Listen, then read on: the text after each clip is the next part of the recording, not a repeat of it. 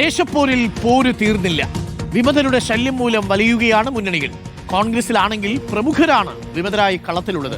വിമതർ വിധി നിർണ്ണയിക്കുമോ? പലയിടങ്ങളിലും വിമതർ നിർണായക ശക്തിയാകും എന്നുകൂടി ഓർമ്മിക്കണം.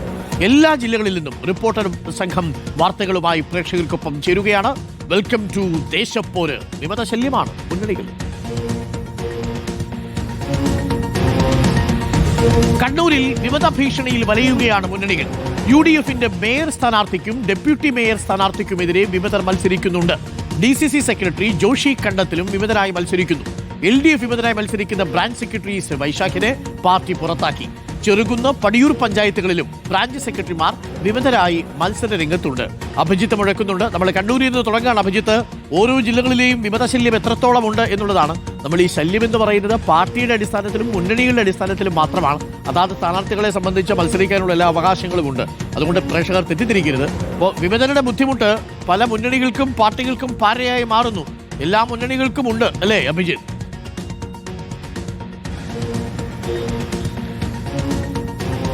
തീർച്ചയായും അരുൺ, വലിയ ശല്യം അരുൺ സൂചിപ്പിച്ചതുപോലെ മുന്നണികൾക്കുണ്ട്.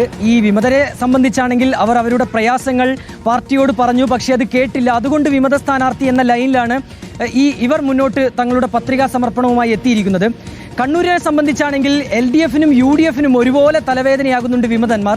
ഇവരെ എങ്ങനെ അനുനയിപ്പിക്കാം എന്നുള്ള ഗവേഷണത്തിൽ തന്നെയാണ് ഇപ്പോൾ ഇരു മുന്നണികളുമുള്ളത്. UDFന്റെ കാര്യത്തിലേക്ക് വരികയാണെങ്കിൽ ജില്ലയിൽ UDFന് ഏറ്റവും ശക്തി കോർപ്പറേഷനിലാണ്. മറ്റിടങ്ങളെ അപേക്ഷിച്ച് നോക്കുകയാണെങ്കിൽ ഈ കോർപ്പറേഷനിൽ തുടക്കം മുതൽ തന്നെ തലവേദന തുടങ്ങിയതാണ്. സീറ്റ് വിഭജനം, അത് കഴിഞ്ഞ് സ്ഥാനാർത്ഥി നിർണയം, ഒടുവിലിതായി ഇപ്പോൾ വിമത ഭീഷണിയാണ് ഏറ്റവും കൂടുതൽ അലട്ടുന്നത്. അതിൽ അരുൺ സൂചിപ്പിച്ചതുപോലെ തന്നെ മേയർ സ്ഥാനത്തേക്ക് പരിഗണിക്കുന്ന P ഇന്ദിരയ്ക്ക് പയ്യാമ്പലത്തും ഡെപ്യൂട്ടി മേയർ സ്ഥാനത്തേക്ക് പരിഗണിക്കുന്ന KP താഹിറിന് വാരത്തും വിമത ഭീഷണിയുണ്ട്. ഈ വിമതന്മാരൊക്കെ തന്നെ ഇന്നലെ പത്രിക സമർപ്പിച്ച് കഴിയുകയും ചെയ്തു. മറ്റൊന്നുള്ളത് ഈ ജില്ലാ പഞ്ചായത്തിലേക്കാണ്. അവിടെ നടുവിൽ ഡിവിഷനുമായി ബന്ധപ്പെട്ട് കോൺഗ്രസിനകത്ത് തന്നെ വലിയ അസ്വാരസ്യങ്ങൾ ഉണ്ടായിരുന്നു. അതിനൊടുവിലാണ് ജോജി വർഗീസ് വട്ടോളി UDFന്റെ ഔദ്യോഗിക സ്ഥാനാർത്ഥിയായത്. പക്ഷേ നിലവിലിപ്പോൾ ജോഷി കണ്ടത്തിൽ DCC സെക്രട്ടറിയാണ്.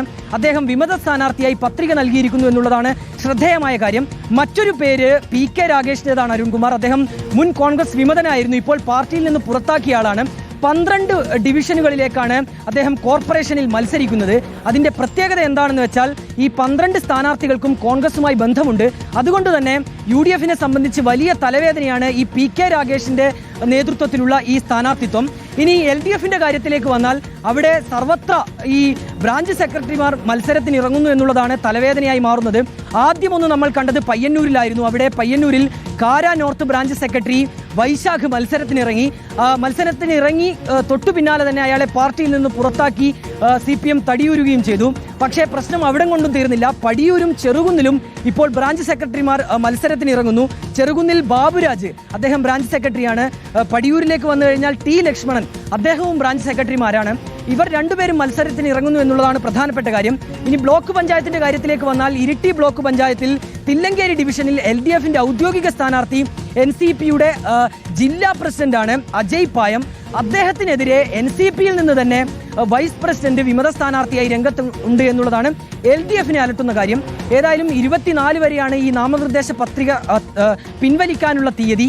അതിനുള്ളിൽ ഈ വിമതരെ ഏതെങ്കിലും രീതിയിൽ അനുനയിപ്പിച്ച് തങ്ങൾക്കൊപ്പം കൊണ്ടുവരാൻ കഴിയുമെന്നുള്ള പ്രതീക്ഷയിലാണ് ഇരു മുന്നണികളുമുള്ളത്. അരുൺകുമാർ, ഓക്കെ, പയ്യന്നൂരിൽ വിമതർക്കെതിരെ നടപടിയുണ്ട്.